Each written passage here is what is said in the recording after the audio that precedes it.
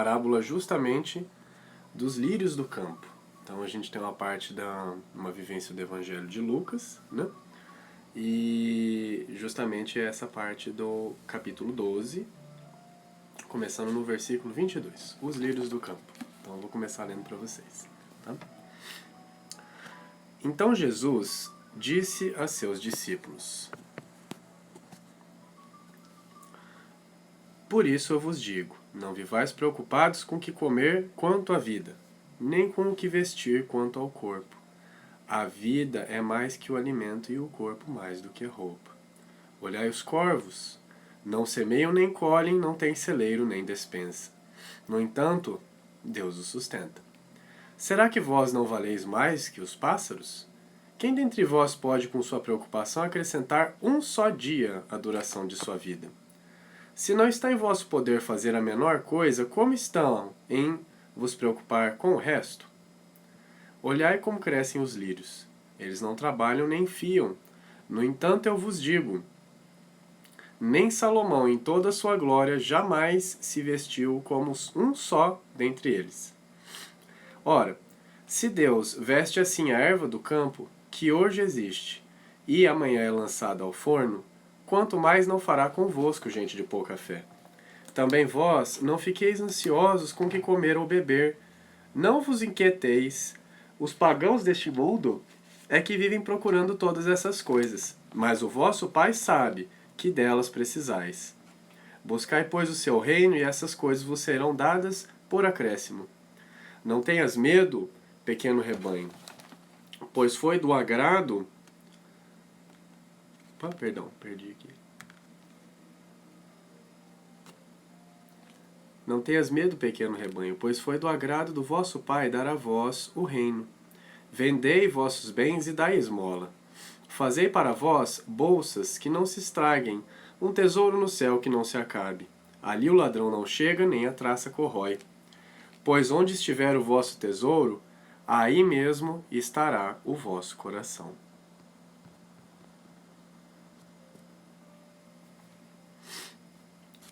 Então o que a gente tem aqui?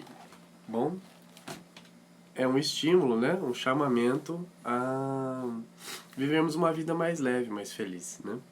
Claro que Jesus não quer dizer para nós que a gente trabalhe sem, digamos assim, ou ganhe as coisas, né? Sem nenhum momento, sem nenhuma expectativa de construir nada na vida, né?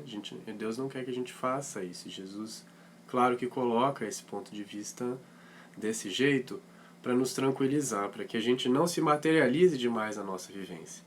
Se por um lado nós temos que trabalhar, temos que sobreviver, temos que construir as coisas, vamos tentar fazer o melhor para deixar tudo em equilíbrio. Tenho que trabalhar, tenho que construir, beleza. Mas quais são as minhas metas profundas de vida? As minhas metas se resumem a questões materiais? Se sim, então eu tenho que fazer um trabalho melhor para estimular dentro de mim as questões da vida maior, né? Porque a nossa vida ela não se resume a esse meio. Ela vai além. Na verdade, ela já teve um começo e nunca vai ter um final. Então, por que não pensar o que nesse mundo maior eu vou fazer para construir para a minha vida? E aí a gente envolve o nosso autoconhecimento. Se eu sei o que eu tenho de necessidades, ou pelo menos tenho uma noção, e também entendo o que está ao meu redor, planejo-me com o possível e vou construindo um mundo melhor, então, ao final dessa vivência, eu tenho como colocar para mim, olha, eu fiz coisas que valeram a pena. Eu construí algo de interessante. E aí, por favor, não entenda essa coisa de valer a pena sobre aquelas questões de marketing que a gente muitas vezes tem, que são boas, mas não são a completude da nossa existência, né? Tipo atividades radicais, esportes e outras coisas assim. Isso tudo é parte, mas não é o todo. E está longe de ser o nosso maior chamado. Constitui realmente uma fração do que a gente é. Mas se eu quero olhar para o todo, eu quero olhar para mim mesmo como algo maior, então vale a pena eu pensar o que eu quero construir nessa vivência. E essa parábola dos lírios do campo, né? Ou melhor dizendo, essa comparação, né? Porque ele não necessariamente conta uma história, ele simplesmente analisa, né? Essa questão da natureza e tal. A gente pode pegar esse exemplo que Jesus coloca e olhar para a própria natureza mesmo, olhar para fora de casa nesse momento e ver as plantas, ver tudo, como elas se sustentam, como se trabalha. Deus coloca isso para dizer que há uma ordem nas coisas. Então ele não está estimulando a gente diretamente a não fazer nada na nossa vida e vai ficar tudo bem. Não, não é isso. O que ele está dizendo é que é um profundo equilíbrio na ordem de tudo. Né? E até o que parece caos, desarmonia, ou seja, por que o pássaro está ali na árvore e não está voando? Bom, tem uma ordem, tem um porquê. Né? Como ele come? Quando? Meu Deus, uma natureza com 20 milhões de seres e não há uma ordem que cuida deles? Como assim? Como é que, se nem a gente, como muitas vezes se sente desordenado, consegue cuidar da nossa vida, imagine os animais. É claro que há uma ordem cuidando de tudo isso, organizando esses pontos. E não é intervindo de um modo autoritário ou supressor, nada disso, mas simplesmente concatenando as coisas para que todo mundo em sua individualidade consiga viver em harmonia.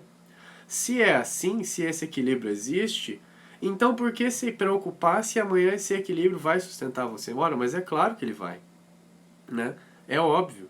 Se a gente fizer o nosso melhor, isso é uma coisa decorrente.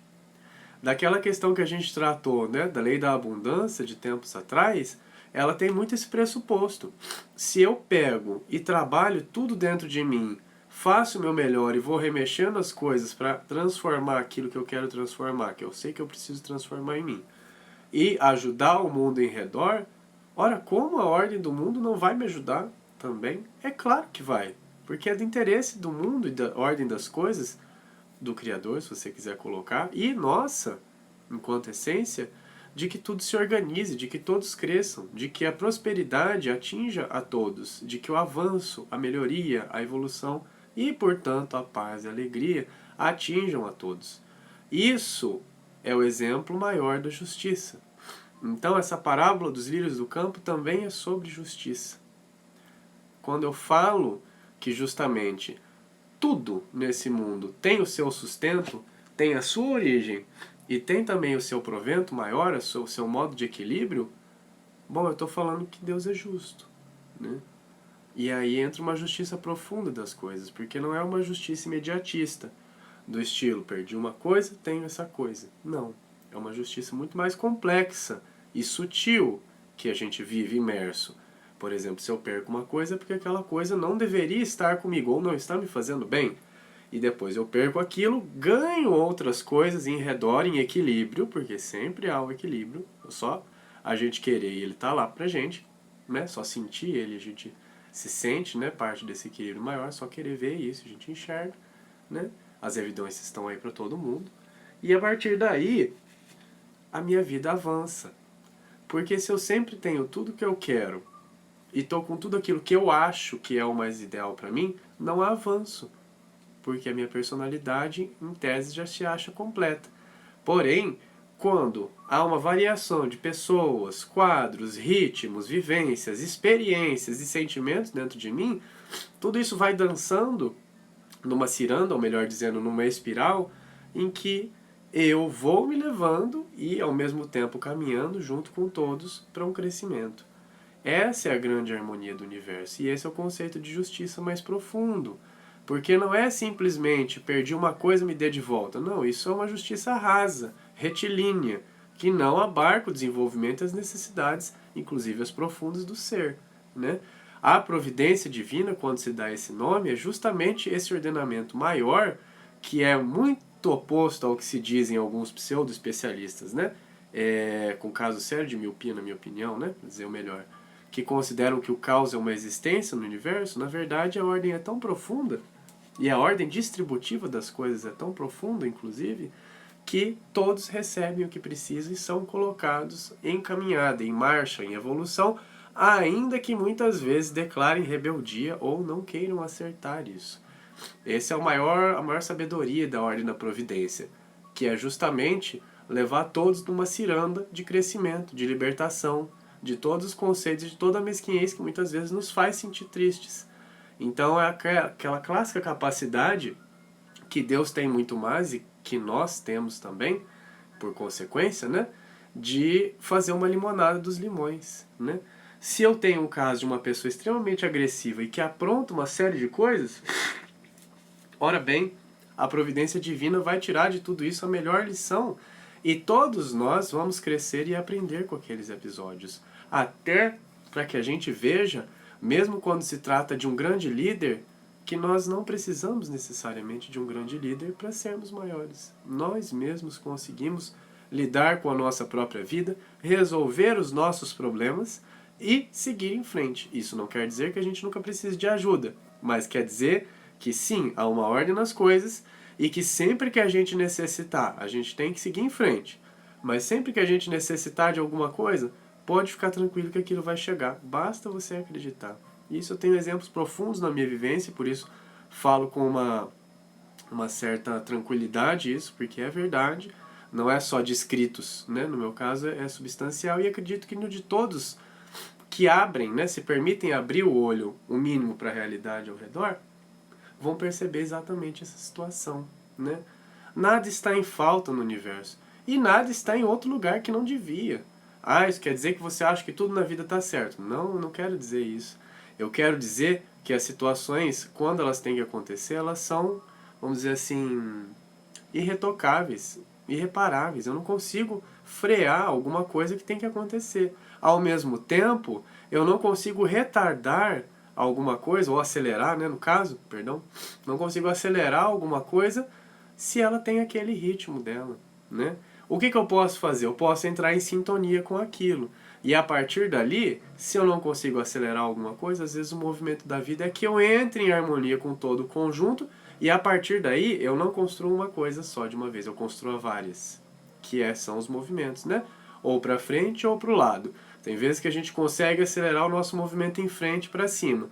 Outras vezes, tá travado aqui, vai pela beirada. Não consegui arrumar tal coisa com tal pessoa, às vezes não é o objetivo naquela hora resolver isso. Vai pela beirada e de repente você constrói mais coisas para que de repente aquela pessoa, quando vê esse movimento acontecendo, ela tem aquele movimento de abertura e aí você pode avançar. Os movimentos da vida não necessariamente eles são retilíneos ou lineares. Essa é a parábola dos lírios do campo, né? Embora isso tudo aconteça, mesmo para os lírios, há pragas, há seca, há inverno, há verão e, no entanto, logo depois, lá eles estão novamente, assim como os pássaros. Muitas vezes tem que migrar um planeta inteiro para conseguir a vida, a sua reprodução, sua continuidade, né?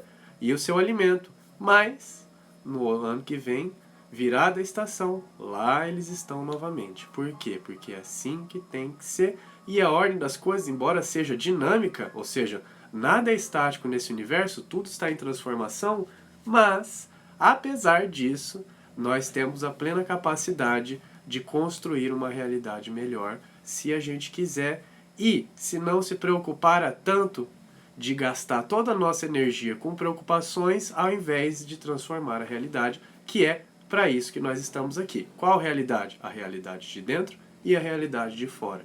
Nós temos esses dois movimentos para fazer e conseguimos tanto quanto nós queiramos. Tá bom? Acho que esse é o movimento que a gente queria passar hoje.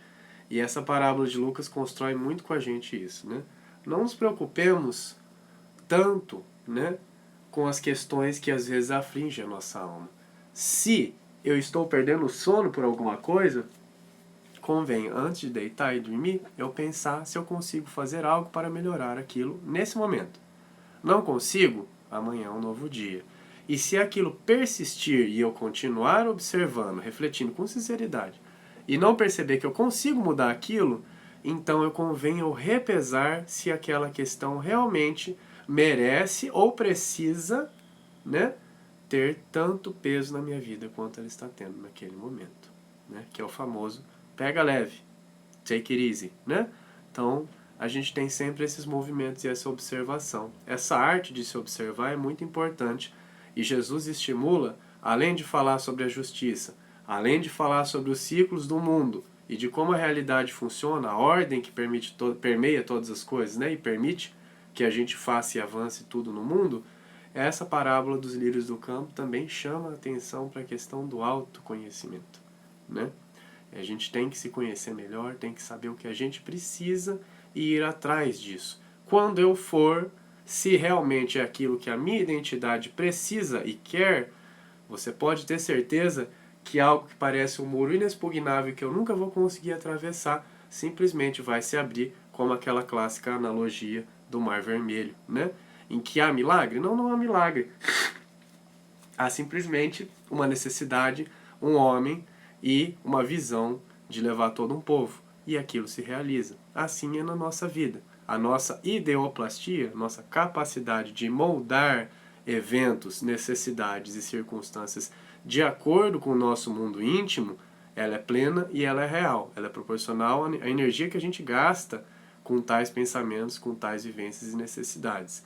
Se eu boto-me a trabalho, boto-me a pensar e a sentir uma determinada situação, é óbvio que mais dia, menos dia, e normalmente é menos dia, vai acontecer. É bem rápido. Então, se tem alguma realidade que eu quero transformar, transforme.